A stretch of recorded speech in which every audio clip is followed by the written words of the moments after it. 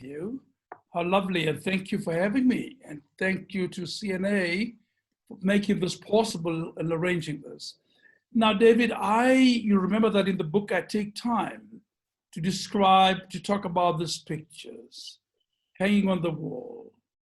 And I connected really to white male toxicity. In other words, this unbridled power that, that seem to want all the time over everyone else other than white males. And that included, by the way, white women.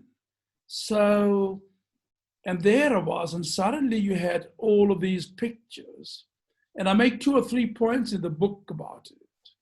One, that I would be the new entrant and we're coming as sort of at the end of the row of pictures. But 2, that judges are human and they do die. Because when you look at them, it's nearly 100 years of pictures and many of them are dead. So somehow power is ephemeral in many ways. And the third was just that there is continuity as people die. Newcomers like me come onto the wall and they come and become part of the show. And for certain, my time will come to bow out. So it was really meant to be a commentary about the judiciary, how it is but only a human activity, and how the high and mighty do die, and they're joined by newer people like me, and sometimes not looking exactly the way they looked or they would have chosen to look. But frankly, yes, it was a moment also of quiet triumph because I was really only starting. And I had no idea, David, how my own career will pan out. But the job at hand was, of course, to change the system which was implicated, as you rightly say, in the awful deeds of apartheid. So it was a turning point, and I'm trying to describe it to young people, how we were on the verge of a potential change. Dikgang, you also describe, rightly, I mean, I was then at the bar, but and interested in constitutional law, and you were about to assume your position on the bench, but there was a very considerable degree of hostility among sitting judges to both the Constitution and to much that it brought in its wake, including the changes to judicial appointments. And you remark in your book upon the fact that our constitutional settlement didn't start with a clean slate, that is to say, let us reconstitute the judiciary from the bottom up, but we kept judges, often people of considerable experience, but also with some perhaps understandable hostility to a new order, new legal order that was being born.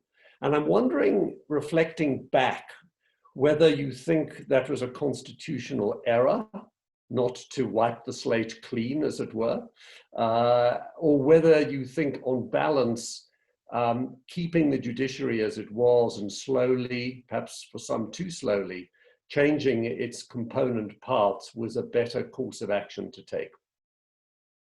Yeah, a difficult question. As you know, that I start bemoaning the fact that I had to study, English 1, Latin 1, and African Netherlands 1, which you also had to study. And the rationale was to have access to basically material that appeared in those languages. And I make the point that, of course, the common law was a colonial imposition. It's just something that the residents said, we like it, it's part of us, and it has evolved in the way we have lived. So when the new constitution came, there was plain hostility and resistance. It was never, voiced that openly, certainly, in official circles, but you saw how I take time to show you that one set of judges who were there before the time, perhaps they should have taken a new oath of office, which would pay unbridled, loyalty to the new values and the new way of adjudication. Because as you know, David, it's not exactly the same thing. The common law could not possibly provide for everything. In many ways, its underpinnings were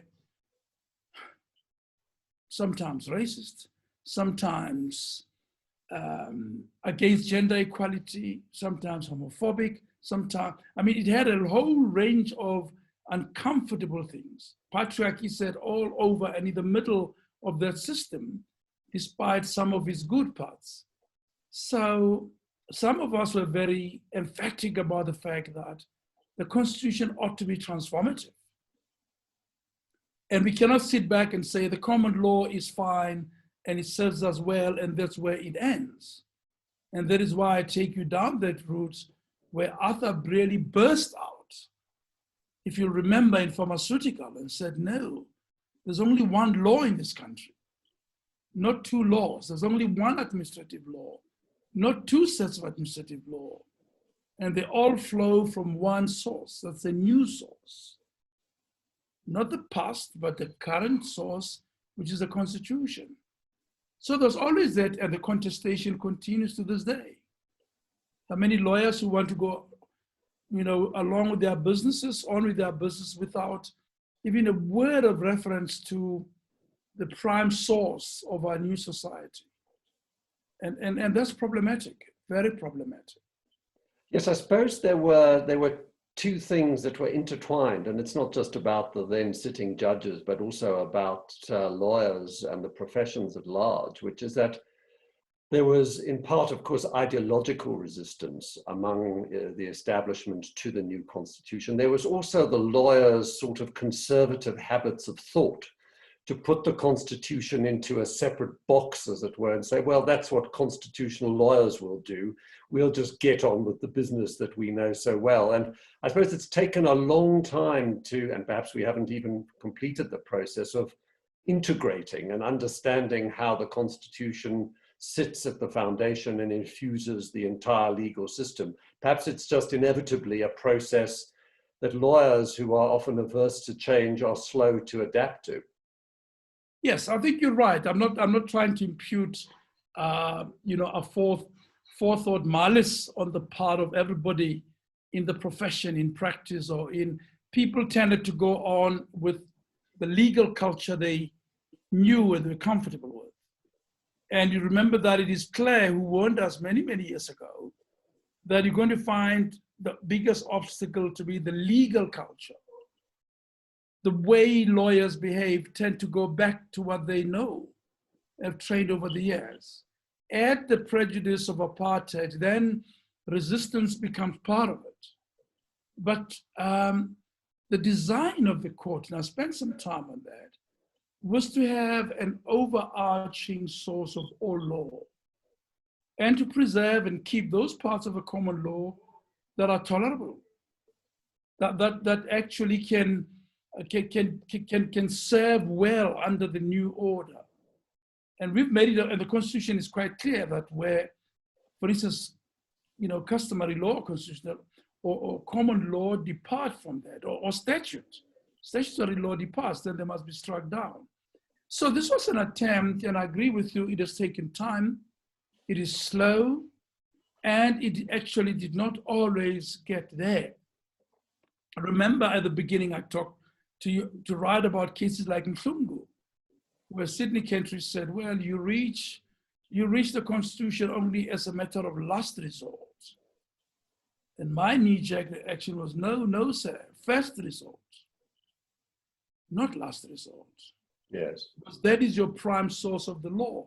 Otherwise, we will never manage to change our lot too readily. Why are you going to draw entitlement, for instance, of women in the common law? Why are you going to draw the entitlement of people who enter into same-sex relationships? Why are you going to draw rights of women around productive rights and around, for instance, abortion? a debate which is still going on in the US and other parts of the world. Where are you going to draw? I mean, the whole range of a new legal culture that the Constitution wanted to introduce. And I don't think we should relent on that. Common law is useful only in part. Indigenous law useful only in part. And you saw our court pull both down where they fell short. Yes. One of the things that you speak about whilst you were still on the High Court was the somewhat unusual appointment to take a judicial commission to observe the elections in Zimbabwe. And in 2002, which was a turning point in a way in that country. And you recount how you and Judge Kampepe went to Zimbabwe, observed many things about that election that suggested that they were not free, whilst there were some component parts of the process that did meet the requirements for a free and fair election. And then you put together a report, which then President Mbeki never allowed to see the light of day for many, many years. I'm wondering not so much about how you came to make the judgments you did about that election, but perhaps more broadly, why it is that South Africa, embarking upon its important constitutional experiment, has had a blind spot about Zimbabwe and a willingness as a neighbor to speak about the distortion of democracy in that country. What do you think about the Zimbabwe issue and our failure to exercise African leadership around the issues that have arisen about democratic change in Zimbabwe? Well, that's an important point, David, and it continues to be. I've learned over the years that actually, and other people, other thinkers have put it in better words, we have to guard with our life the democratic processes.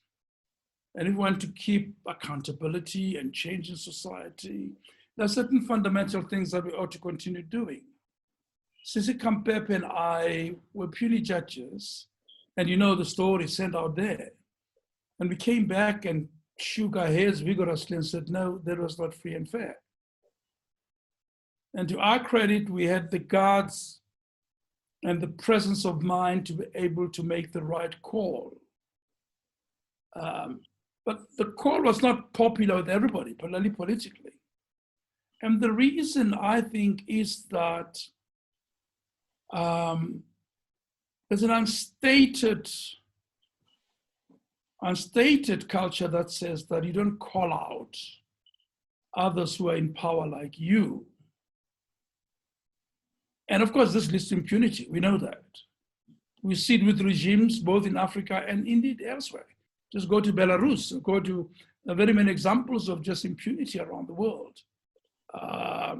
So there's some slowness to be able to hold people to account, to say it like it is, and to say it, in order to be able to be faithful to the higher order values of a society. You see Mr. Trump rushing it out to replace the inimitable Ruth Bader Ginsburg with unseemly hurry. That's an example of impunity. Yes. Not even wanting to wait to hear what the people, who the people want to appoint the next Supreme Court justice. So there are many examples of impunity around the world. And in the African context, I was quite strident about the fact that we need electoral hygiene. That's a first building block in society. And we ought not to countenance any impropriety, any stench around electoral process and outcome. And a young judge, as I was at the time, and so did Justice Kampepe, we called it out the way we saw it. And we don't think that that is a matter that should basically be subject to political patience or papering over the cracks and so on. And I hope it might be a good example for all citizens, not just young lawyers. Yes. Try and insist on proper outcomes, lawful outcomes, and those that are in the best interest of public interest, that serve public interest. You go on to describe the Chaskelson Court and the first constitutional court, and they were, both as you described them and as I think as many recall them, the sort of honeymoon period of the Constitution, because there was this court laying all the foundations for a very, very robust judicial system and a very robust application of the Constitution in clarifying important features of the constitutional order that we had created for ourselves.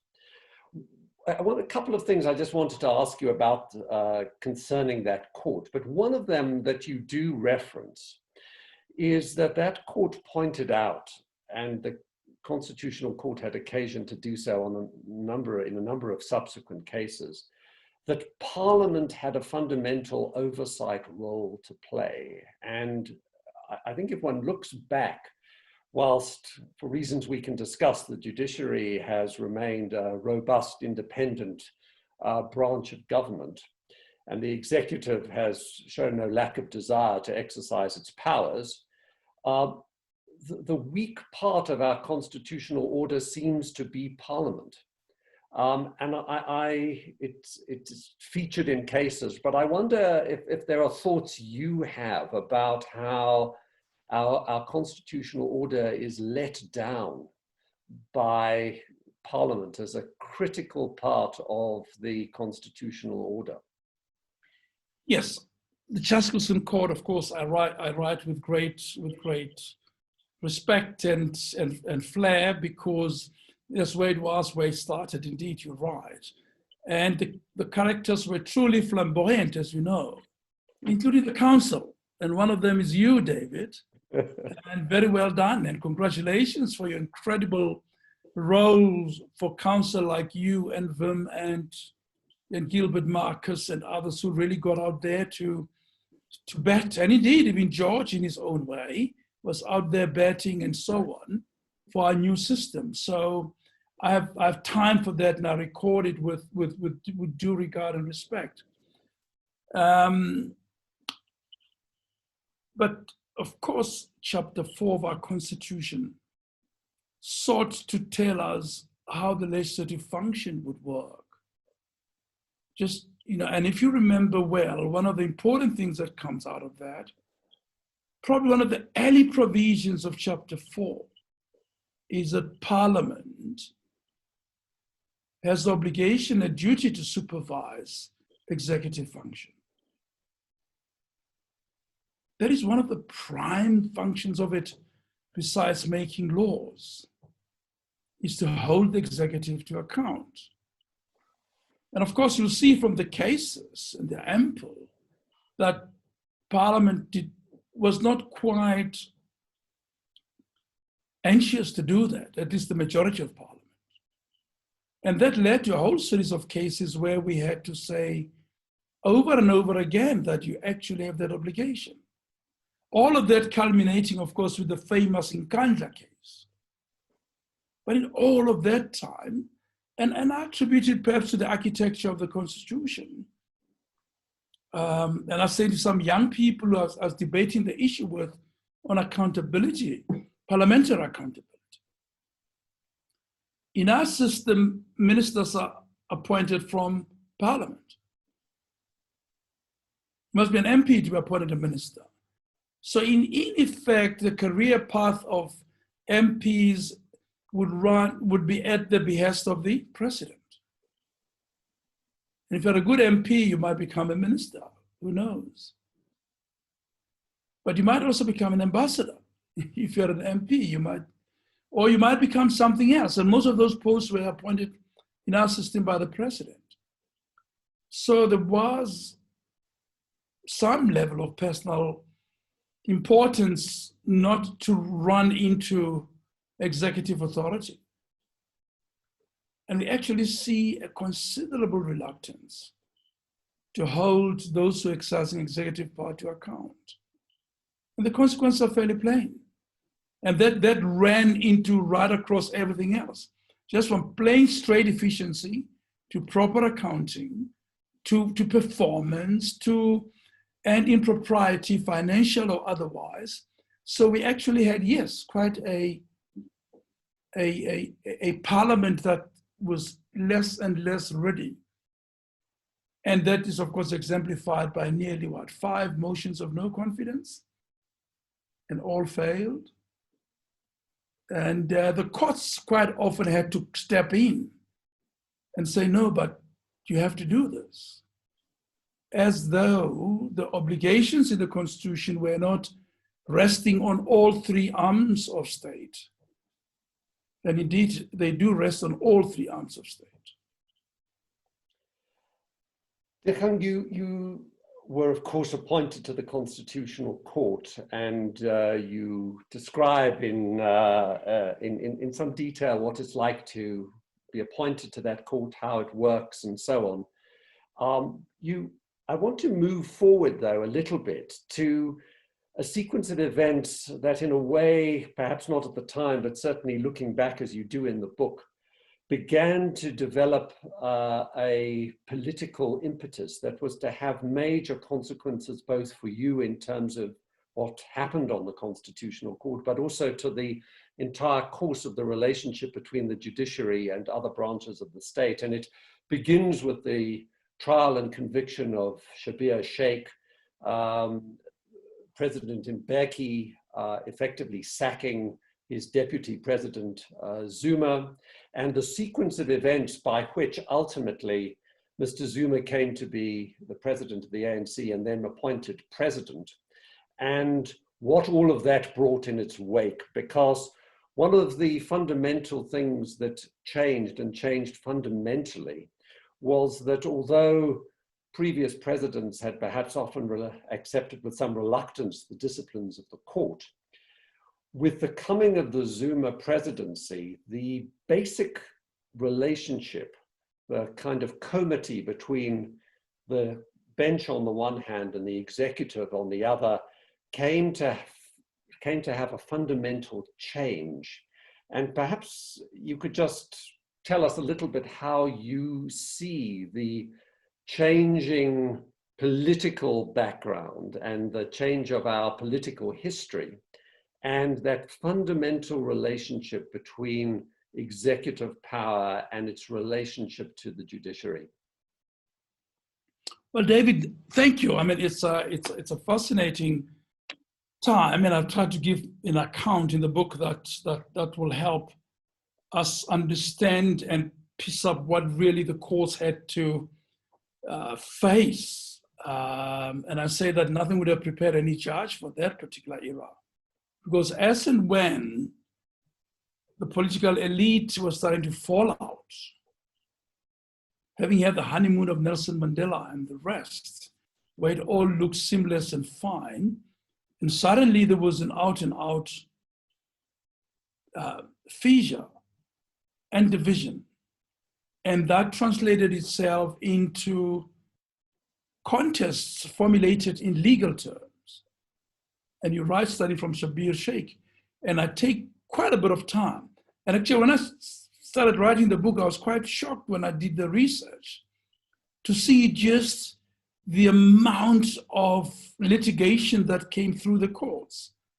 And not only culminating in the constitutional courts. And the style always was to start it at the bottom and ram it up right to the top. And if something was satisfactory, start all over again at the bottom and run it right through the courts. So in that way, the courts were an incredible, if you like, sieve of sorts, or a shock absorber, as you saw all that litigation that made your headlines. Whatever it might be, whether it's searches, whether it's seizures, whether it is appointment of NDPPs and their appropriateness, whether it is scorpions, whether it is, think about it, which was headline, ended up in the courts and was litigated there.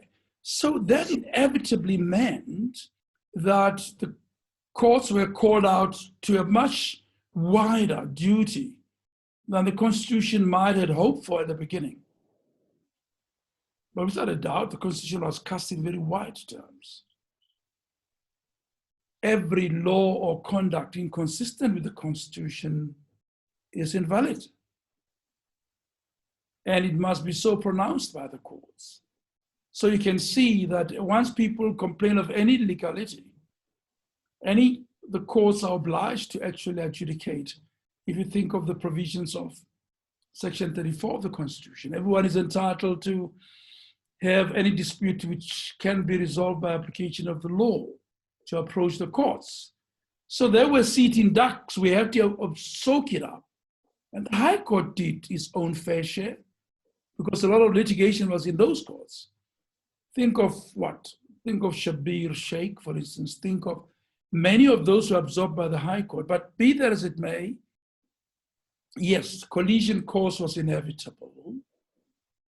The disputes were clothed in legal terms, but in essence were a contestation of power, political power, sometimes economic power, rarely, but sometimes social power. Excuse me. So in essence, a bit of water. So in essence, separation of powers became quite tenuous. And every time there were complaints of judicial trespass. And the answer is the one that Arthur Chaskerson gave, which I often resort to. And Arthur says, we have to look to the Constitution to see whether it is it that authorizes the trespass. So if the trespass is authorized by the Constitution, if it is at all, then we are well within the remit of our power. And we have to pronounce on these issues. And if you think about them, there are a myriad of issues around the exercise of executive power. Sometimes, of course, legislative power. Sometimes just straight administrative power. And the courts' hands were full, really. And of course, then the courts, as you know, were pilloried from left, right, and center, and tarred quite often in ways that were uncomfortable. And I set them out in the book to record them for posterity. Of course, it wasn't just an institutional clash, because as you describe in the book, I think with very considerable restraint, the fact is that it became in some ways quite personal. And one of the ways in which it became, I think, personal was that your outspokenness in respect of judicial independence and the values of the Constitution meant that you were, as it were, targeted by certain members of the political elite as being somebody who should not be preferred for advancement, and in particular for appointment as the Chief Justice. And as you describe in the book, 3 times over you were overlooked, and 3 times over you accepted and continued to be the major force that you were on the Constitutional Court and in upholding the institutions of the judiciary. But perhaps tell us a little bit what it felt like and how you reconciled yourself to the fact that you had, as it were, fallen out with the political establishment of the day, and you were not going to be preferred for an office to which you were so eminently suited and to which you would have given an enormous prominence. Tell us how that was. Well, David, I can imagine with a good few webinars and book launches, I've refined my response to the question. Did the president have the discretion in appointing Chief Justice? Yes. Did he exercise the discretion or the power that he had? lawfully? I think the answer is yes. And that ordinarily that must rest there. Because if there was, as you imagine, knowing me, if there was anything unlawful, I would have probably challenged that. So when we conceive our constitution, I spend time to explain that. As part of the checks and balances, the arrangement was that the president would be able to handpick 3 particular posts: Chief Justice, Deputy Chief Justice, and the head of the SCA. All the other positions of judges, you know that very well, being a judge yourself, David, is the JSC that basically says she is okay. And the president is obliged to appoint those people. And if he decides not to, he must give reasons why he would not appoint David Unterhalter, being clearly recommended by the JSC. But that is not true of those 3 posts. The president handpicks up front. And I was handpicked up front, President Becky. So in a sense, I was a beneficiary of the system.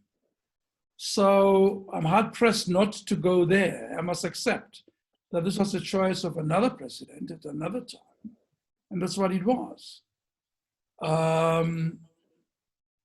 Of course, we could have speculations, but speculation is not going to get us. Was the power exercised lawfully? Yes, it was. And was he entitled? He was entitled to do it, and that's frankly is the end of the inquiry. You inevitably will ask me, did it hurt? It hurt. And of course, historically, we know now what I did. I just dug in. I just did best what I know to get on with the job and get it done, and as well and as thoroughly and hopefully as respectfully as any judge with the title ought to do. So that was my response basically to this snub, or call it whatever it is. Yes. And somebody jokingly said to me, well, I don't know, if there's no snub, maybe you wouldn't have written such magnificent judgments.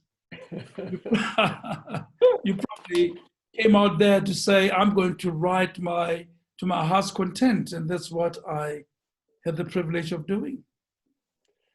You spend quite a bit of time in one chapter of the book setting out in detail how the disciplinary issues around Justice Hlophe came to the fore and what the different positions are, including a very detailed repetition of Judge Hlophe's own position on the allegations against him. I don't necessarily want to go into the detail of that, but just to ask you a more general question. Many commentators will look at the judiciary and say, by and large, they have held up their part of the constitutional bargain. But critics will say, in one area, there has been a failure, and that is that judicial discipline is rarely exercised, and when exercised, it takes place in glacial time. What do you think about that? Because it does affect the way people think about the judges, and there is criticism that they judge well when it involves others, but they don't judge themselves, at least very quickly. Very well spoken, David. Indeed, that's what it is. And I try in the book to go there. Haven't given you the details. I'm really telling you that, yes, judges do get into a pickle sometimes, end up in a pickle like we did. And all we could do was to report the matter and take all the steps and depose the affidavits and get our colleagues to do the same in order to, and I repeat it there again for posterity and say, this is what this ruction was about. And sadly, it has not been resolved up to now. And go there to say that judges owe it to everybody else to abide by the ethical code. and where they fall short, abide by the consequential disciplinary processes. And we should be meticulous about this. Systems and institutions do fail over time. And they fail when we don't uphold those things that we identify as important for an institution. And the judiciary being one of those, there are certain fundamental things that we ought to uphold all the time. And one of those is to hold each other to account. And we're trying to do that and to report what we thought was impropriety. I leave it there, and we couldn't be judges in our own cause, and that's why I refuse to be a judge in my own cause in the book. And I leave it to you to judge. But yes, I mean, I know something about this. I chaired sometimes the Judicial Conduct Committee of judges, where the first port of call when there are complaints against judges. That committee's duty is to proclaim whether the complaint is one which is non-impeachable or impeachable. If it's non-impeachable, you probably are going to be subject the judge to counseling, to training, to maybe sometimes to community service or something like that, so that they don't do what they did again. The other end is when it is impeachable, likely to be impeachable, that is gross misconduct and gross incompetence. Then you kick it up to the JSC from that committee. And the JSC has to appoint a tribunal, which would then make findings, and a judge would then be impeached or not. We've never got there, even in one case, despite the fact that several have been recommended to the JSC. So there has been considerable slowness, reluctance, dragging of feet, call it what you like, in actually getting on with holding the feet of our colleagues to the fire. And that has to change. I mean, that has to be done, and not only done, but promptly. And that's my plea in the book. And frankly, it's a plea in favor of the institution, not against any particular judge. I'm really not interested in individual sort of, I'm more interested in the place of the judiciary in a difficult transformative project to try and create a more just society. And we can't do it with a failing judiciary. With all its imperfections, we need a robust, self-respecting, hardworking, industrious, and above all, of course, being completely faithful to the law and respectful of those who appear before it and the larger community. That is the job and the role of a judge, and that's what I'm trying to bring to society and young people in the book. I want to just touch on one case, partly because it's a case that I attach importance to, and I know it's a case that you attach importance to, which is the Glenister case concerning the disestablishment of the Scorpions, which, as we look back in retrospect, was an effort to take away the ability of the authorities to scrutinize corruption and disable the state's ability to self-correct in respect of corrupt activities. When we were preparing for that case, we thought we were being extremely adventurous in terms of the constitutional arguments we were putting up to the court. And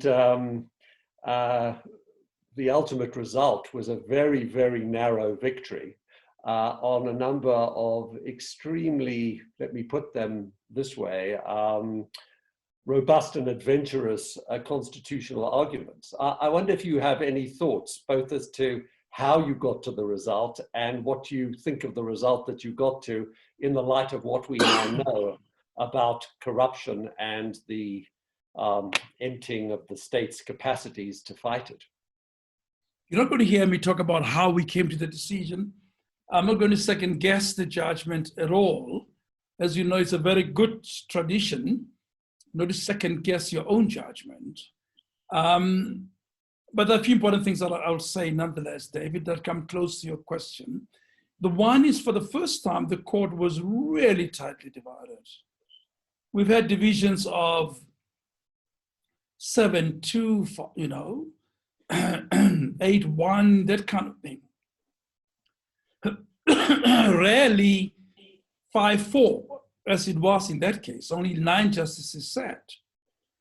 So it went right to the wire, in other words. But 2, that contestation was also present in the broader society, in the sense that the point was whether or not to have an effective corruption-busting entity. And some would have contended not, and others would have said, yes, we do need one. I don't want to debate the judgment. People sometimes, they have a love-hate relationship with the reasoning in the judgment. Sometimes it is too robust, sometimes it is legally questionable, and sometimes it is imaginative and creative. So you have many descriptions of a judgment. But at the core, international law and our own law expects a government to create a competent corruption-busting agency in order to protect the fairly obvious things, all of the fundamental rights and freedoms that we promise our people. And history has shown that Glenister was right. It was a near self-fulfilling prophecy. History has shown that if you don't have institutions that actually guard over all of us, we're in mortal danger. And I don't want to say much about even beyond that. But we were, and if you go to Glenister's 2 parts, let's go to the first part of Glenister, we tell you the harms of corruption. And I think in fairly poetic language and in a beautiful way, we remind all of us just how treacherous and dangerous a route that can be. And we pull back to say, what does the law require of us? And we go to international protocols of all sorts and local domestic law, both constitutional and otherwise. And those treaties have domesticated to come and say, on balance, our society is one that requires a corruption-busting entity free from political influence or persuasion. And you cannot now challenge that premise, can you? Because our history has shown that that should have been a strident attitude right across all parts of the state. Yes. I want to take you, because we're starting to get towards the end of our time, and I want to allow some time for questions if that's going to be possible. But I wanted to just speak a little bit about the Mogoeng court. You describe, overlooked a 3rd time for the top job, how you formed a very strong working relationship with the present Chief Justice. And in that time, the Constitutional Court, the system of justice as a whole, but the Constitutional Court at its apex, withstood some very, very strong winds that blew, attacking the judiciary, both reflecting the political disagreements that you've described came to the courts, but also very, very strong pressures to suggest that the judiciary was stepping out of line and was actually simply an enemy of the people, to put it at its most general. Reflect a little bit upon that time, which we went through, and how both the constitution of the courts and the things that were done kept the judiciary as a very whole and robust institution in a very difficult political time. Yes, and praise goes to all the judges. As I say, starting from the magistracy, And I spent a lot of time to show you how magistrates work, and that 80–90% of our people meet justice or injustice at that level. And that move on to the high courts and look at the workload, something you know so much about, David Unterhalter, being an esteemed judge yourself, and up to the Constitutional Court. So yes, there were a lot of backwinds, there were a lot of real, torrential rains and winds that were blowing.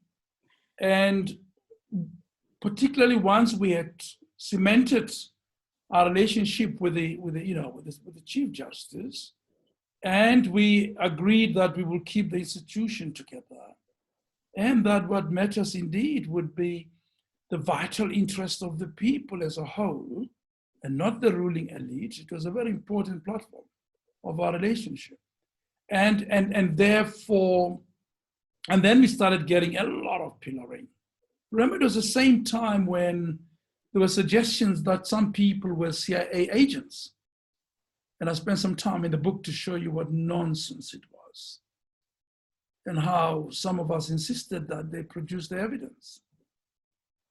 And the CIA, our national intelligence came back with a glowing letter to say what a great, lovely patriot Moseneke is, and so too my other colleagues. So yes, there were flimsy attempts to try and portray us as being less than patriotic, less than faithful to the dictates of the Constitution. But once that was behind it, we had to fight, and we had to fight back. Demonstrate this. You're making accusations. I mean, and in the book I do the little humorous piece of Justice Van Estates and saying, well, just give me the banking account details in Cayman Islands, because I want the dollars which I have earned, Just give me the account number, then I go there and fetch the dollars from the CIA. Okay, so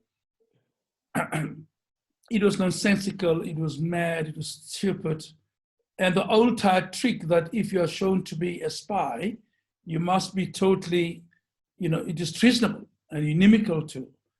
And it was not true. These were dedicated, hardworking, very focused South Africans who were serving in an institution that was important. I mean, and they're dangerous, not only us, they're a dangerous moment. Think about Shabir Sheikh. I mean, think about maybe decisions around the NDPP. Most of those happen in the High Court. Think about decisions about punitive costs against executives. Think about the president of South Sudan, al-Bashir, in escaping after a court order requiring his arrest. Think about, so there were difficult moments, and most all divisions of judges kept together by and large. And that's why all heads of courts went with us, Chief Justice and me, to meet with the executive and to explain what we consider to be our role. And we issued a statement that said, no, we're fine, we're doing our work properly, and we'll continue doing what we're required to do by the law, to which we are answerable. So yes, there were it was a difficult time. But David, having said all that, of course, there was a lot of fun at the court too. I don't want people to think our job was only lawfare, so-called, or political cases. If you can look at the judgments, for instance, I wrote, that the rest of my colleagues wrote, were about a lot of lovely things about life and horrible things about life outside the political remit. So yes, all of us tend to go towards a political contestation, but the court did a lot of work around a whole range of things, around equal worth of people, around protection of children, protection of women, around criminal justice, around capital punishment, which some people just contest about now, about reproductive rights of women, about a whole range of phobias in society that we basically, threw the window, and urging society towards a more just space So we did much more than just dealing with the political contestation of the powerful in society. I'm going to end with a few very short questions to which you can give short answers if they permit. You have many participants. I hope we'll hear from a few of them. We're going to hopefully be able to go there right away. The first question is, which judge do you admire most and why? Who's the judge you admire most and why? Don't tempt me.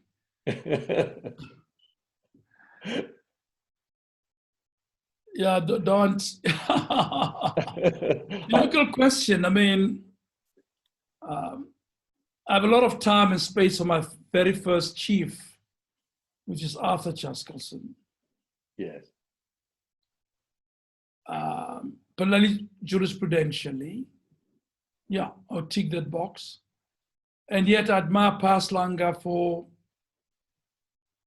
not all entirely unrelated reasons, but for other reasons. Just sheer true grit, his humanity, his, and I describe part of it in the book, his quiet wisdom. But the question is unfair, it's problematic. Johan Kriegler has other attributes which are just wonderful. Toli Madala has something else that, so I mean, if I think about my colleagues at that court and other courts, I admire the ruling of Mlambo JP in El Bashir. I admire his ruling in Pretoria's hearing, where he let the cameras in and the and basically pushing what I call open justice, where we really let in everybody into the courts, and we continue to do it up to this day quite successfully, more than almost all jurisdictions around the world. We have a lot of cameras in our courts and reporting. So there are many judges, and before 1994, I have one or two favorites. You know, Oliver Dennis Schreiner would be one of the more obvious ones. Yes. I'll leave it at that. But currently, I mean, they've been quite, I've made my pick, those two. And Very Kate good. and Paul and others, and Albie might want to hang me on the nearest tree. I'm But going to I'll pick Chaskalson and Langa.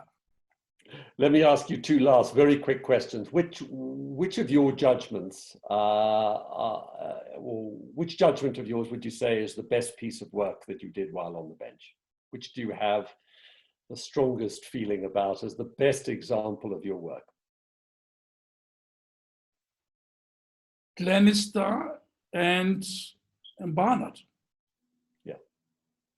And my last question is there any decision that you gave which now, in retrospect, you think you might have decided differently had you known everything now that you knew, or rather, given what you know now that you didn't know then? There are a few, but I mean, in the book, I confessed one, Falks versus Robinson. Yes. I know when, you know, your guest might know about it or might not know about it, but essentially it was recognition of entitlements to maintenance by a live-in partner in a heterosexual relationship. And I found that I had recognized that in one relationship, which basically was same-sex, and I did not extend it to a heterosexual relationship. You know, if the relationship was of a permanent nature with reciprocal obligations for maintenance. So I fell short there. I went with the majority. I was a bit lazy. Very good. Well, thank you, Dikgang. That's been a most fascinating account of a most extraordinary and distinguished judicial life. Let's see if we can go over to some questions. I am not in control of this the screen nor of the questions, so I don't know if there's somebody from the CNA who can help us. I have opened a couple of questions. Q&A, yes. I can see some of them on my screen, but you go ahead. Well, let me start with why is the horizontal application of the Bill of Rights underdeveloped or non-existent in the advent of the Constitution, notwithstanding the fact that horizontal application of the Bill of Rights is expressly mandated? Can this be explained by the fact that it is easy to subject executive power to constitutional control in contrast to power held by the private sector? There's perhaps is the horizontal application underdeveloped, and if so, why? Yes, I've seen a question about why I call your book All Rise, but let me start with this question, and I want to say why I call the book All Rise. I see somebody has asked that question. I can see the questions also from my end of the screen. Oh, good. Yeah, but let me go for that.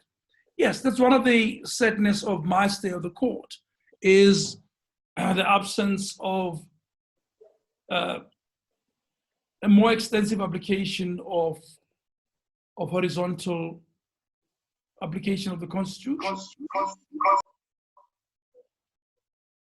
Are you there? And one of the reasons, one, is that I think most of the activist groups tended to litigate around the conduct of government.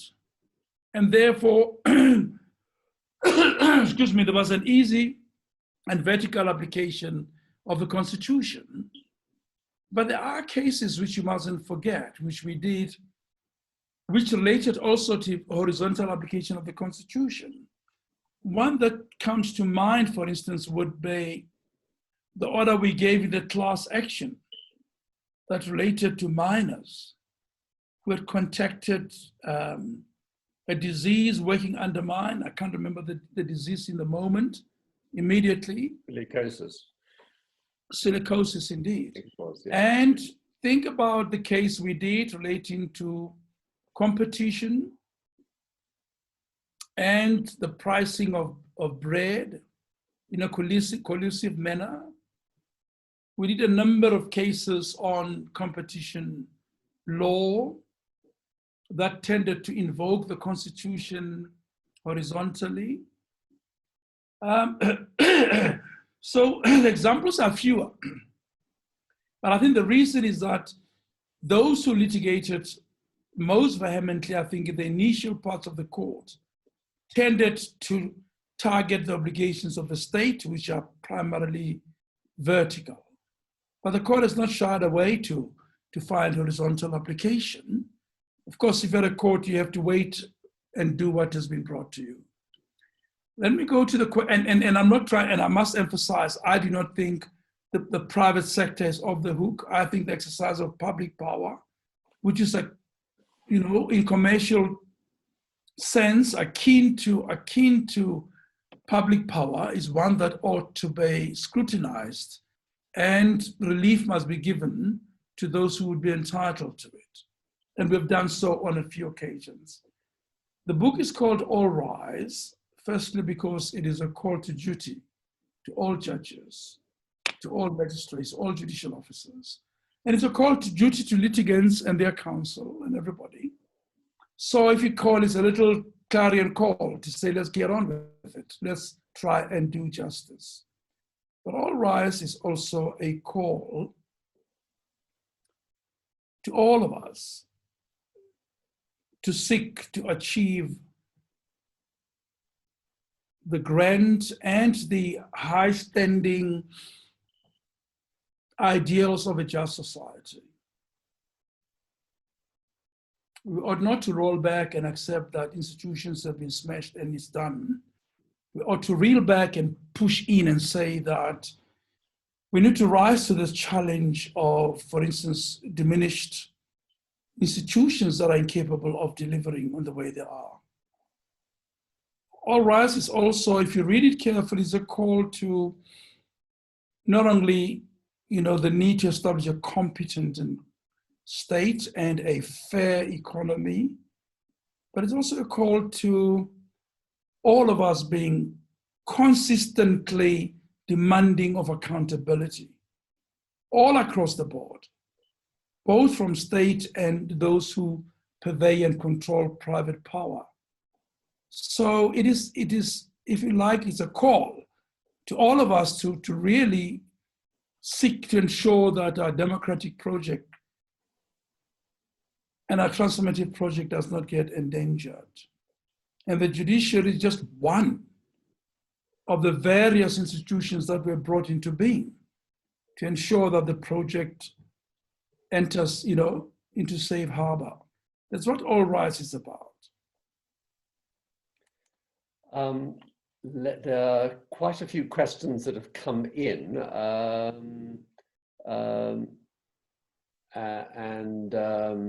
Let me perhaps go to, we're probably not going to have time for all, but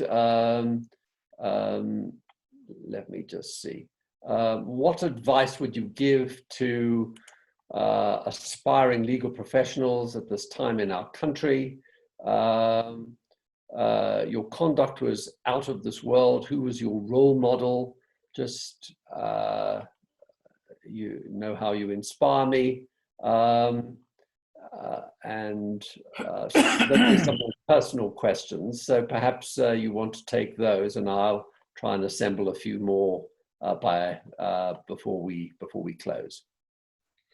Well, role models were many. Thank you very much for that question. There indeed are many. In fact, in my first book, My Own Liberator, I asked the question, who shall I be grateful to? There are ever so many people in my path. Remember my high school teacher who said, "You are not a chicken, you're an eagle. Take off and fly." Dikgang Moseneke, and so too to the rest of the people in my class. So I was blessed with good teachers who reminded me just how special I was and how everybody in the class was gifted and special and had to fly like an eagle. Along the way, I spent Robben Island time, and I saw wonderful leaders of our struggle for freedom who were so dedicated and committed to where we have to go to. In other words, that to reverse the horrible experience of our colonial and apartheid oppression. And that duty still sits with us. We've got to do that. We've got to free ourselves, and we've got to liberate ourselves, and we've got to change our circumstances. That's something that inspires me quite a lot, quite often. And I hope it inspires a good few, many young people in that direction. And when I came to practice, I was inspired by a number of people. And David Unterhalter's father, Jack Unterhalter, appeared for me when I was a young boy in the Supreme Court, and I was charged. So he had the presence, like George Bezos, like others I name in the book, to get out there and bet for those who were less privileged. It's a very important disposition in society.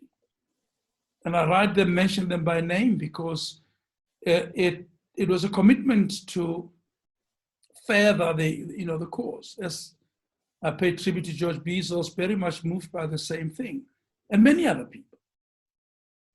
You can go on and on, Veronica Sobukwe, Robert Sobukwe, Steve Biko, there are many other people there, Ruth First, and who made sacrifices.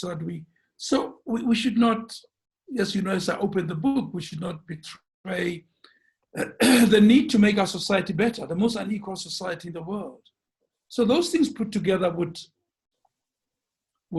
inspire me in a hopeful way that we will still keep to those values that would make a difference. It can be the opposite. It can be where we ignore poor, vulnerable people. We as lawyers ought to do our bit to try and make sure that we have a meaningful transition. And therefore, all of us need to rise and become what we hope to be. It's quite an important thing in my life. I can't remember what you said was a personal question, David. Oh, I think you've more or less covered it. We've now come to 7:30, and I fear our time has probably run its course. I can only recommend to everyone who has been on this webinar that you've just had a a bit of a taste of the much bigger and even more delectable meal that is to be consumed by getting the book and reading it, because it has just a wealth of interest, and it's really such a very good read. So let me, on behalf of our hosts, thank you so much for coming and talking with me about your book and the extraordinary